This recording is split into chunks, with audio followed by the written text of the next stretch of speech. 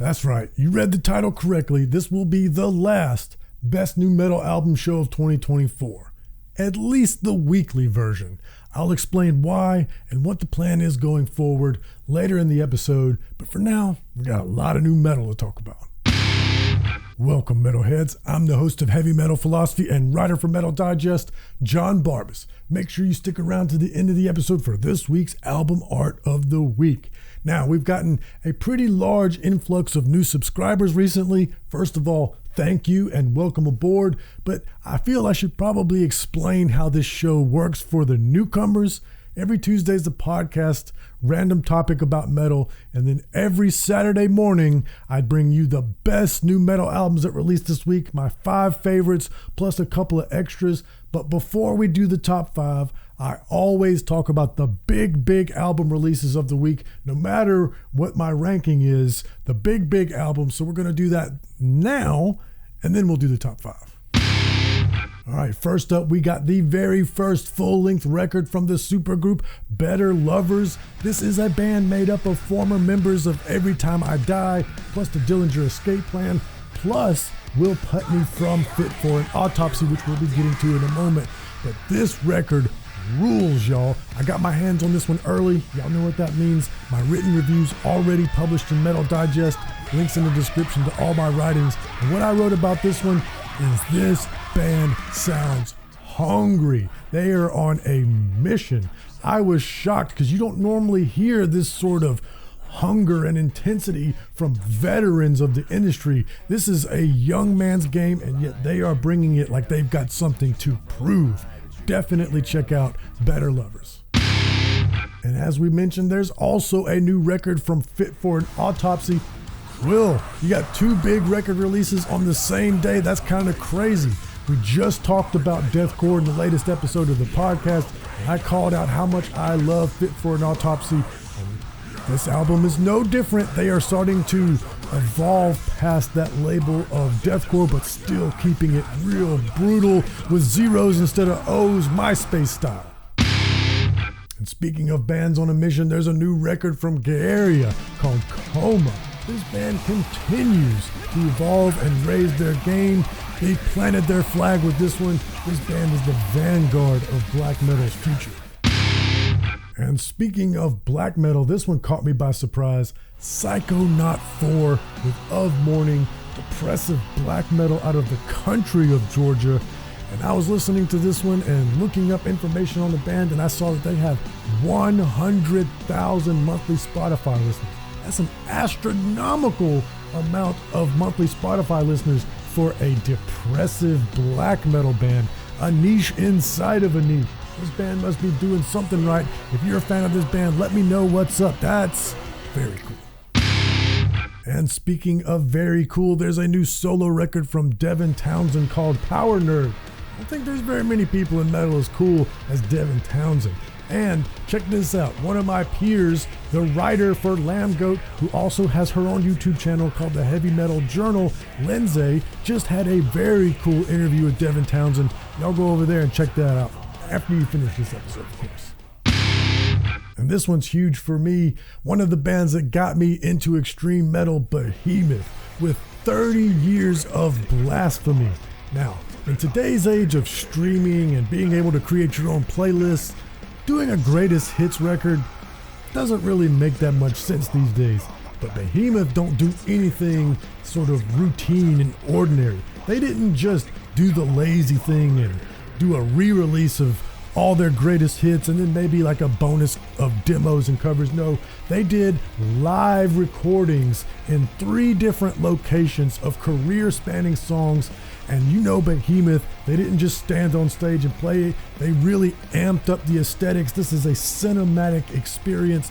I really recommend at least streaming the video, if not getting the Blu-ray. Even if you have all the Behemoth records, this one is worth having, and that's how you do a greatest hits record. And lastly, before we jump into the top 5, this might have been one of my favorites from the week, definitely top 2. Theonas with an end to everything, an EP that follows up last year's LP, Time Will Take Us All. And let me tell you something, this isn't just songs from the cutting room floor of that last recording session. They could have released this together as a double album. These songs are killer. Janie continues to elevate her game as a vocalist, and she was already elite. Now let's do the top 5. Coming in at number 5, Dismal Mar. I don't know how to pronounce that. Text on the screen just in case. And as always, every band's Bandcamp links will be in the description so that these albums are easy to find. This one's called Tome 2, melodic black metal out of Chicago. And why I love this one is because it's atmospheric and it's got like orchestra and piano and stuff, but the band doesn't rely on that for the atmospherics. It's not just tremolo picking chords and then the orchestra carries all the melody and the mood. No, the guitars on this, they also create vibes, and there's some cool chuggy parts. And then when the piano parts come in or the orchestra comes in, it's just extra. Excellent work here. Check it out. Coming in at number 4, Sentient Horror, In Service of the Dead, death metal out of New Jersey. We got quite a bit going on out of New Jersey this week. And fans of old school death metal, you're going to rejoice with this one because this is old school, super technical death metal. Not the sort of new school groove-laden death metal, which I love that. But hey, I love the old school too. Just in time for Halloween, this is a celebration of the goriest genre of metal. Coming in at number 3, Living Gate, Suffer Is One. This is an international death metal band. And first up, let me ask you something. What would I have to tell you is on the other side of this portal, this living gate, for you to voluntarily go through the portal made out of corpses? I don't know. That's awesome. And the music is awesome. As I was listening to this record, the first couple of tracks, I was like, yeah, this is okay. This is pretty good. Nice and energetic, technical death metal. I'm happy listening to this. But as it started getting deeper, as I got further in, I was like, oh, they're doing some cool stuff here that I wasn't expecting. It opens up. There's one song where there's like this nice technical chuggy part, but then there's these tubular bells sounding clean leads over it that sound eerie. There's an interlude called Massive Depletion in E-flat minor. Then later there's some odd time signature riffs. So this band has proven that they're master composers as well as purveyors of gore. Coming in at number 2, Ioten with Kinship. This is progressive metal out of Denmark. I was blown away by this record. While all these new metalcore bands are talking about genre blending, which really means they're pop songs with a couple of heavy riffs, this band is actually genre blending. This record has the triumphant sound of power metal, but it's got the darkness of gothic doom and the energy and the heaviness of melodic death metal. So many great things going on here. Make sure you check out Ioten. All right, before we do number 1, it's time I explain why this will be the last weekly Best New Metal episode of 2024. Normally, I cut it off in December.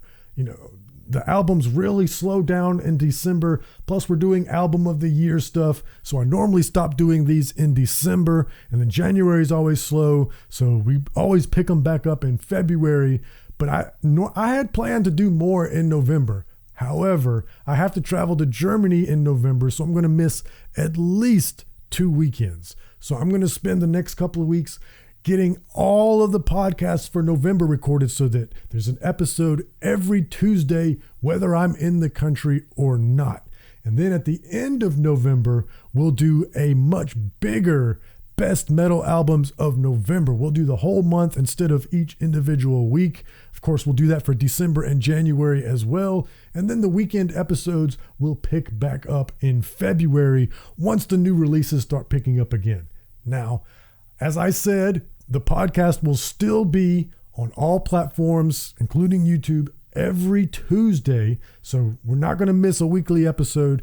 And there might be a bonus episode in there every now and again too. We shall see. But for sure, every Tuesday, I've already got some stuff in the can. Just got to get it worked out. Got to get all my reviews written so that nothing goes neglected while I'm out of the country. I'll be back in time for Thanksgiving. We'll cover the best of November, and then it's time to start covering the albums of the year. Thank you so much for understanding. Now let's do number 1. Oh, hey, and one more thing. If you just can't do without your weekly fix, don't forget that Lindsay over at the Heavy Metal Journal, she also does a weekly show, New Metal Monday, every Monday on her YouTube channel. I know, I love metal too. I can't go without it. So check out Lindsay's channel. Coming in at number 1, Theonas, the Transitions Stoner Doom out of Sweden. And that Sweden part is really important because I was listening to this and it's not that, classic rock, pentatonic sort of stoner metal.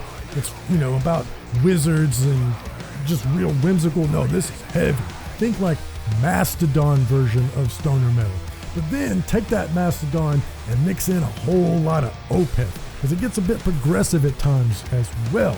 So when I looked up the band and saw they were from Sweden, I was like, oh, that makes sense. This is a very cool record with a lot of different textures. It gets clean and super heavy. Really enjoyed this one. You will too if you check it out. But we're not done yet because I got an extra special Dealer's Choice and Album Art of the Week. Let's get it. All right, as y'all know, the Dealer's Choice segment allows me to break the rules. I can pick records that aren't metal. I can pick EPs because I don't normally do EPs. I only do full albums in the top 5. I can break all kinds of rules. And this week, I'm breaking the rule that I only pick 1. I'm picking 2. I hope you like thrash metal. I talked about that Entheos EP at the beginning being one of my favorites from this week. Well, my other favorite was Enforced, A Leap into the Dark. Enforced is my favorite crossover thrash band that is out right now. These guys are so heavy and so groovy, and this is more of that excellence. I mean, they just had an LP, and here they are blessing us with some more. You got to get every Enforced record because they're all 9 out of 10s. And speaking of 9 out of 10 thrash metal, there's only a few record labels that I would call can't miss record labels. There's 20 Bucks Spin, there's Maggot Stomp, and there's the DIY record label Wise Blood Records, who are releasing their 3rd in their series called Faster Than the Devil. That's right, Faster Than the Devil 3. This is a split album with some of the best thrash metal bands in the Wise Blood Records stable. You get a little bit of everything here. You get that speed metal sort of thrash, you get the groovy kind of thrash, and you get the blackened evil kind of thrash on here too. This Dealer's Choice this week is a thrash metal extravaganza of awesomeness. Now let's do the album art of the week. And my favorite album art this week is a first in heavy metal philosophy because I do believe that this is the first time that a band has won album art of the week twice. This is Omnirod with Panspermia. Last year I picked their LP, The Amnesil Rise, as my album art of the week. Well, this week, here we are again because Omnirod just always makes this really cool, weird stuff. And it's kind of digital looking, so please don't be AI. Please don't be AI. But this concept is super cool because you've got this factory setting on an alien planet. Keep in mind that the name of the EP is Panspermia. And look at this machine here. If you look close, there's some sort of skinned animal inside. It appears to be pointing at this other device, and there's like stickers, like some punks came and put the stickers on it. So it makes me curious, what is going on in this world? What sort of industrial panspermia is going on here? Plus, I already know Omnirod is a known quantity. They make killer progressive death metal, totally unique, just like this album art. So all those factors adding up to make me curious and make me want to listen to it. And then of course, Omnirod delivered again.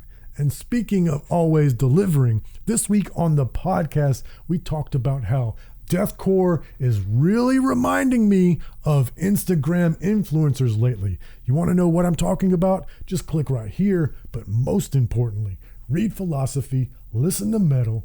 I love you.